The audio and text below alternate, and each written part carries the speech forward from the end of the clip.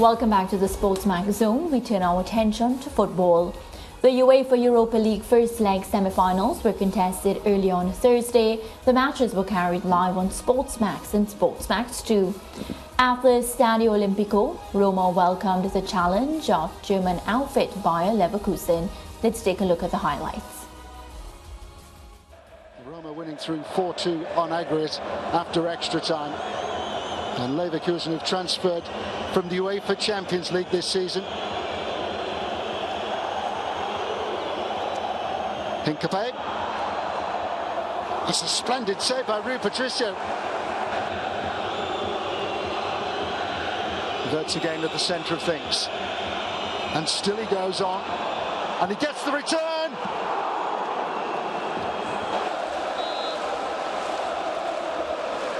Pellegrini lining this up. Oh, it's a free header. It's a magnificent save. Sensational save to keep out Ibanez, which was finally completed in the summer. Spinazzola getting to the byline and getting beyond Tapsoba. Abraham.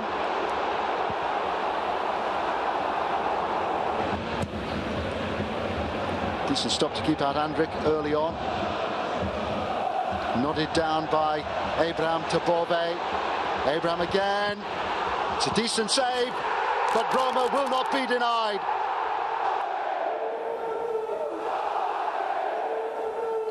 Abraham in at the start and the finish of the move. There's good anticipation by Bove. It's a decent attempt by Tammy Abraham. Pellegrini. Belotti. Turned away again, and this time over the top. Andrik. Wirtz. Oh, it's come away from Rui Patricio, and it's been saved on the goal line. Well, former Trinidad and Tobago international and our SportsMax analyst Brent Sancho is online. Brent, good afternoon. Good afternoon, Mariah, and good afternoon to all your listeners and viewers, Lance, and of course, Carter as well. Yeah, thank you, Brent. Both these teams, Roma and Leverkusen, find themselves outside the UCL spots in their respective leagues. So a win in the Europa League will see them qualifying for the Champions League. Yeah, it's an incentive, obviously, for both teams and the type of seasons they've had. It would be an added bonus for them. I think from a Leverkusen perspective, since Xabi Alonso has come in, they went to 14 games unbeaten. They just lost on the weekend to Cologne, and of course they've done very well to turn their season around. Not enough, as you mentioned, to get into the Champions League spot. And for Roma, they've had a very average season. But of course, they've got Jose Mourinho, who is designed to win these sorts of competitions. So obviously they're thinking that this is an opportunity for them to get into the latter stage or get into the Champions League of next year, but more importantly, to win some silverware. Right, and it's a slender lead, of course, one goal from Eduardo Bove earlier today in the 62nd minute, Brent. But do you think it's enough to get them across the line? Yeah, it's Jose Mourinho. So I think so. He's a master of this in terms of winning these sorts of competitions. They're defensively resolute. We talked about, of course, Roma and the impact that Jose Mourinho had since his departure, his tumultuous departure from Tottenham Hotspurs, and him having to really find himself and going back to what made Jose Mourinho such a great manager. And that's the bread and butter of defending well and being very good at keeping teams out. And that's what they did. That's what they're going to do in this tournament. It's going to be very difficult for a young Leverkusen side to break down the tactical noose that Jose Mourinho has at his disposal. You speak about a young Bayer Leverkusen side, and of course at the end of the match on Twitter they posted defeat in Rome, but we still have 90 minutes in the Bay Arena next week. So they're finding some sort of positivity. They still have fire left in them, and they feel as if next leg will be easier for them. Well, I think it's an opportunity. Look, at the end of the day, when you talk about two-legged ties in football, whether it be Champions League, Europa, or whatever format of the sport, you do have a chance. And of course, if your chance is at home, then, if you are to present yourselves of course, in a different tactical way, if you have to present yourself with a different appetite towards the sport, you will do well. And so they're right to feel that way. They're a good team, Mariah. This is not, they're not slouches in any sense of the imagination. They have been in a very good, rich beam of form. So they would feel that if they can take this Roma team back, of course, to Germany, they have every opportunity to turn the tie around. Right, and the other semi-final on the day saw the competition's winningest team, six-time champions, Sevilla, travelling to Turin, Italy, to take on Juventus. Highlights time. Looks like a Rakitic effort for me, and it is, and it's headed on and up and over the top of the crossbar by Luis Ocampos.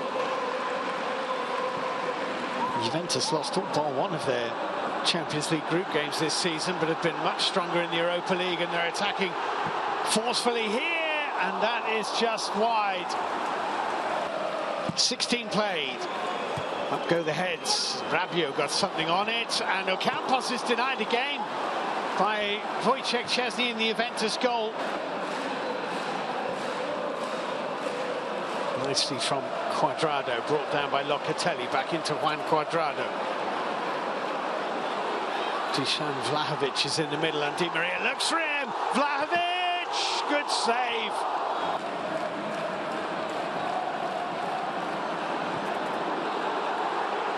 It's Kostic, Vlahovic.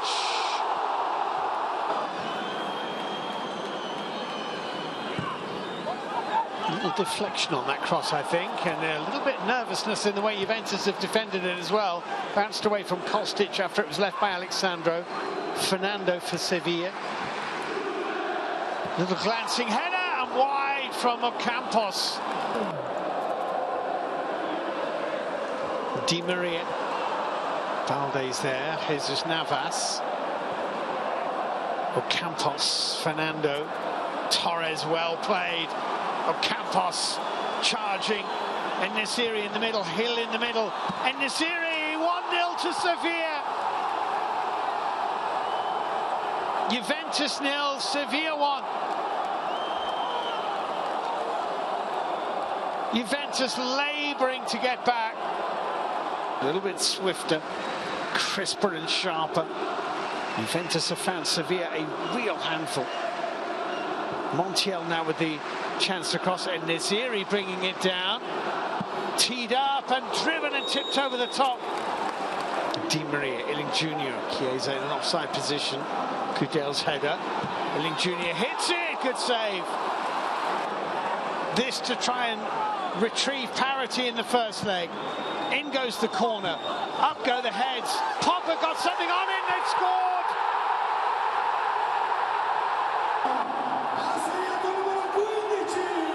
It was the very last throw of the dice.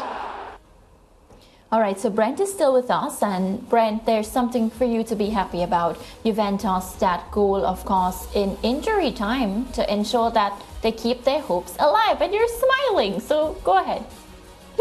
Brent, happy at Juventus. It hasn't been in the same room for quite some time. Look, at the end of the day, they're very fortunate to come away with a 1-1 tie. It was a very poor performance by Juventus today, by every stretch of the imagination, but I think it would be wrong of me to even dwell on that fact, because at the end of the day, Sevilla was outstanding. And look, this is a team that was fighting with relegation probably about 2 months ago. They've had a change in management, and they have been exceptional so far. What Real Madrid is to the Champions League, Sevilla is, of course, to the Europa League. And there's something and some romance with this particular tournament that they seem to, of course, thrive in.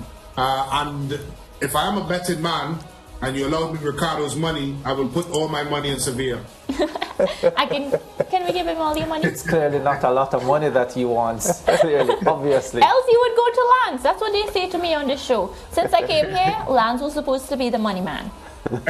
Do you have any idea how good Lance's money is? Can we talk about some goals? I want to talk about Yusuf Nesyri today as well for Sevilla, that goal, and of course his 18th goal of the season in all competitions. Brent, he's a force to be reckoned with. He's the money man. He has been, but you know, when you talk about this series and you talk about the top clubs in the world going after a player of that ilk, his consistency is always going to be a concern. When he's on it, Mariah, he's arguably one of the top strikers in world football. When he's not, he struggles big time. And so I think if he can find that niche, today he was outstanding. He pressed well, he ran into spaces, he broke lines, he was a focal point. And of course, he had a very good finish. This is a top-class finish. There's not many. We've seen, I mean, we watch EPL, La Liga, Serie A every weekend, week out, and a lot of strikers would have huffed that over the bar. Yeah. Instead, he was composed and he placed it away, of course, from the goalkeeper, Chesney, and it was a good finish. And as I said, on his day, he's almost unplayable. But again, there are some days where he doesn't look too good. Yeah, right place at the right time, and of course, right execution. Do you want to predict the second leg for us? Well, if you give me Ricardo's and Lance money, I would predict it to go to Sevilla. Simply because I just think that Juventus have no margin for error, and there is a lot of error within Juventus. They've been very inconsistent throughout the season, and even at this end of the season, they've been inconsistent. And I think Sevilla is a team that has a certain romance with this particular tournament, so I think they will, of course, progress. Brent, I want to thank you so much. I know Ricardo has something to say, but I want to say thanks for not wasting my money and betting it. I'm happy you choose both of them. You know, Brent, I just got a message, and one of my sources says that, what is Brent talking about? He has more money than any of you guys on set. I'm not sure what you mean. I said the combination of Lance and Ricardo. That's enough. That puts it over the top. That makes it get more fun. Google, because my viewers would have heard, Google just responded and said, I'm not sure what you mean. Talking about what Brent said. Brent, thank you.